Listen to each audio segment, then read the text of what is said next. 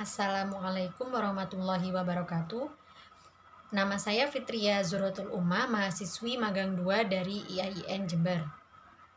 Bagaimana kabarnya hari ini? Semoga tetap sehat dan selalu dalam lindungan Allah Subhanahu wa Ta'ala. Nah, pada hari ini kita akan belajar mengenai sistem pencernaan makanan, yakni pada manusia dan hewan ruminansia. Nah, pada hari ini kita terlebih dahulu akan membahas mengenai makanan dan juga sistem pencernaan pada manusia. Tetap semangat ya, karena biologi adalah pelajaran yang menyenangkan. Nah, berikut adalah tujuan pembelajaran, kompetensi inti dan kompetensi dasar dari pembelajaran hari ini. Sebagai makhluk hidup, manusia tentu memerlukan makanan. Nah, makanan merupakan suatu zat yang bisa dimasukkan ke dalam tubuh dan berfungsi bagi tubuh. Nah, makanan memiliki fungsi antara lain penyedia bahan bakar, sumber energi utama, pembangun tubuh, serta pelindung dan pertahanan tubuh. Nah, tahukah kalian zat-zat gizi apa sajakah yang diperlukan oleh tubuh?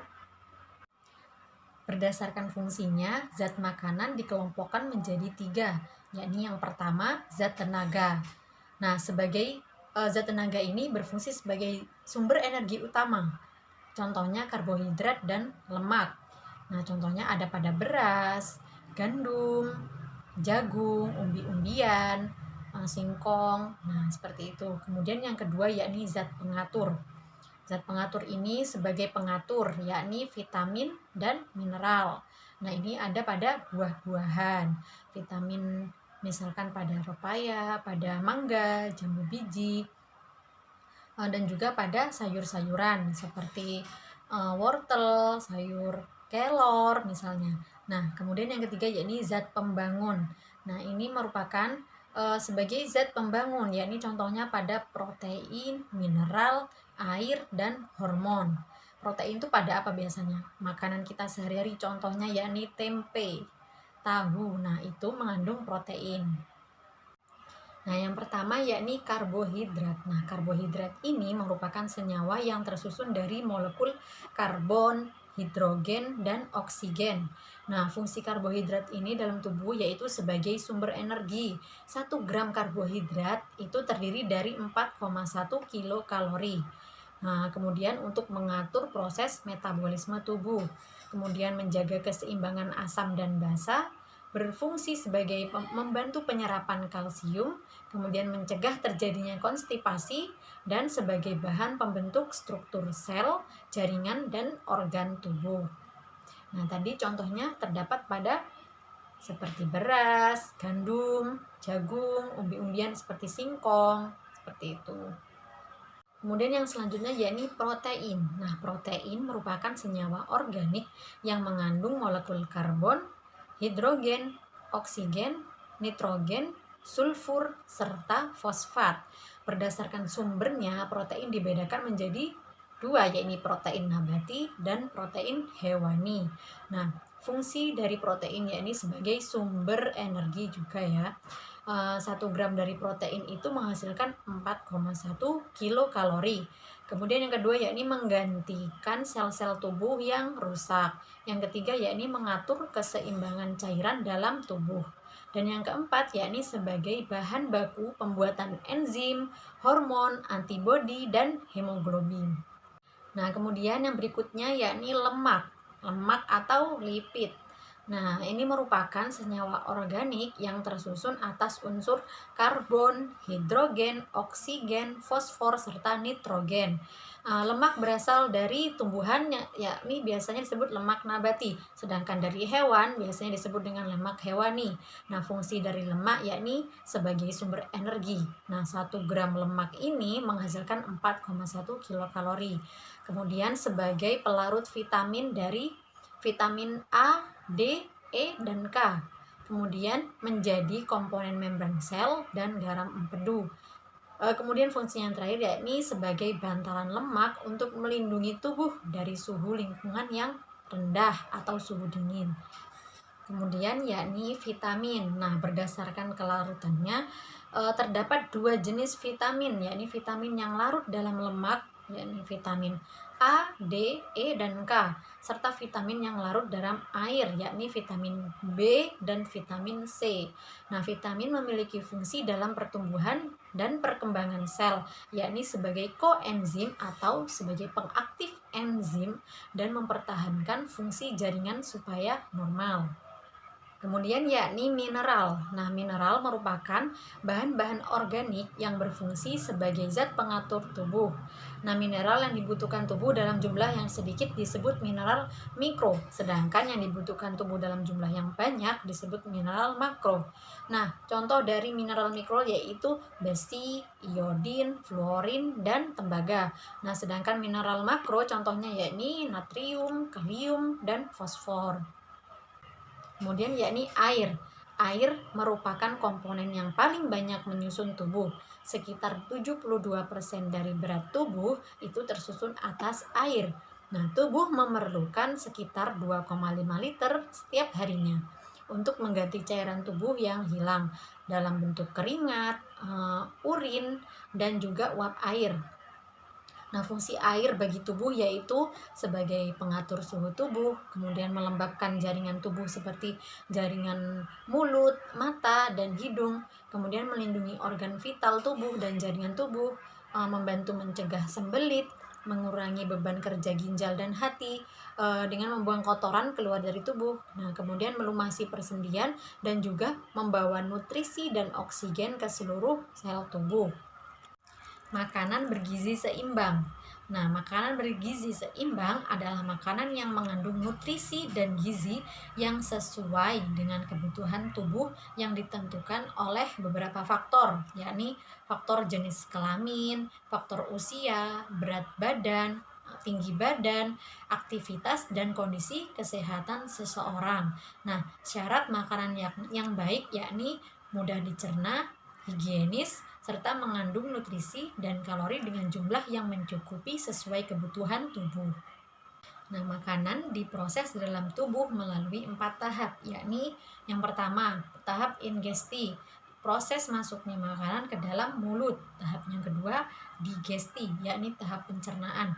Tahap yang ketiga, absorpsi, yaitu tahap penyerapan. Kemudian yang keempat, yakni defekasi atau pengeluaran. Kemudian yakni sistem pencernaan makanan pada manusia. Nah, pencernaan makanan adalah proses pengolahan makanan menjadi zat-zat makanan yang dapat diserap oleh darah dan sisa-sisa makanannya dikeluarkan dari tubuh. Nah, proses pencernaan makanan itu berlangsung secara mekanis dan kimiawi yang dilakukan oleh pencernaan tubuh.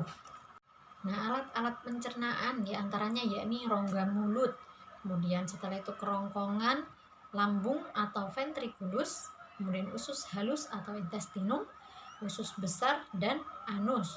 Sedangkan kelenjar pencernaan yakni contohnya kelenjar ludah, kelenjar lambung, kelenjar usus, hati, dan pankreas. Nah, yang pertama yakni mulut atau cavum oris. Nah, di mulut ini terdapat gigi. Gigi merupakan alat pencernaan mekanis pada sistem pencernaan makanan manusia. Nah, gigi manusia dibedakan menjadi dua, yakni gigi susu dan gigi permanen. Nah, gigi susu merupakan gigi pertama yang tumbuh mulai usia 6 bulan yang berjumlah 20 buah. Kemudian pada usia 6 sampai 14 tahun, gigi susu akan tanggal dan diganti dengan gigi tetap atau permanen yang berjumlah 30 buah. Nah, kemudian di dalam mulut terdapat lidah. Nah, lidah ini tersusun oleh otot lurik yang diselubungi oleh selaput mukosa. Terdapat papila atau bintil-bintil sebagai indera pengecap. Lidah berfungsi untuk mengatur letak makanan dalam mulut, kemudian mencampur makanan dengan ludah dan mendorong makanan masuk ke esofagus. Nah, kemudian di dalam mulut juga terdapat kelenjar ludah atau glandula salivalis. Nah, ini berfungsi untuk menghasilkan ludah yang mengandung enzim petialin atau amilase yang berfungsi untuk mengubah amilum menjadi maltosa. Nah, terdapat 3 pasang kelenjar ludah. Yang pertama yaitu glandula parotis. Nah, letaknya di dekat telinga.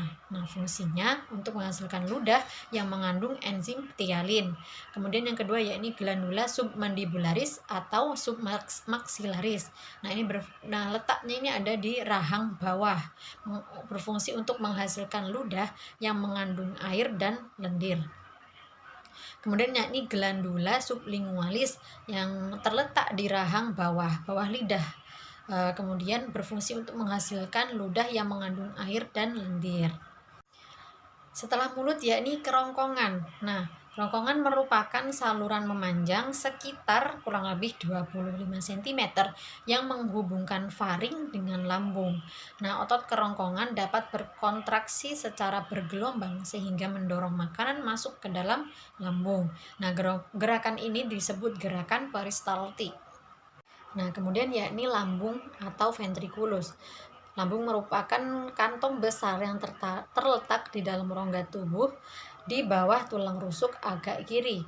Nah, lambung merupakan tempat terjadinya proses pencernaan secara mekanis oleh dinding lambung, yakni berupa gerakan peristaltik, dan pencernaan kimiawi oleh getah lambung hasil ekskresi kelenjar lambung. Nah, getah lambung mengandung HCl, pepsin, renin, dan lipase. Kemudian yakni usus halus atau intestinum. Nah, usus halus ini terdiri dari 3 bagian, yakni duodenum, jejunum, dan ileum. Nah, duodenum atau usus 12 jari ini memiliki panjang kira-kira kurang lebih 25 cm. Nah, ini merupakan tempat bermuaranya 2 saluran dari kantong empedu dan pankreas.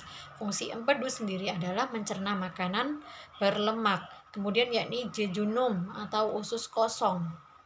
Nah, ini panjangnya kurang lebih 7 meter. Nah, dinding ususnya terdapat kelenjar usus yang menghasilkan getah usus seperti erepsinogen, maltase, sakarase, laktase, dan lipase. Kemudian yang ketiga yakni ileum atau usus penyerapan. Nah, panjangnya ini kurang lebih 1 meter. Nah, di sini tempat terjadinya penyerapan sari-sari makanan oleh conjot usus atau villi. Kemudian yakni usus besar atau kolon. Nah, usus besar ini terdiri dari 3 bagian, yakni kolon ascendens atau bagian usus yang naik. Kemudian kolon transversal atau bagian usus yang mendatar. Nah, kemudian kolon descendens atau bagian usus yang menurun. Nah, di usus besar ini terjadi absorpsi air sekitar 80-90% air dan elektrolit. Di dalam usus besar juga terdapat bakteri Escherichia coli yang membusukkan sisa makanan menjadi feses. Pada usus buntu, nah di usus besar ini terdapat usus buntu. Nah, pada usus buntu tersebut terdapat appendix atau umbai cacing. Nah, bagian akhir dari usus besar yakni rektum yang merupakan tempat penyimpanan feses sementara. Kemudian feses akan dikeluarkan melalui rektum dari rektum melalui anus yang disebut dengan proses defekasi. Kemudian yakni yang terakhir anus. Nah, anus merupakan bagian akhir dari saluran pencernaan yang terletak di dasar pelvis. Nah, melalui lubang anus feses akan dikeluarkan dari tubuh.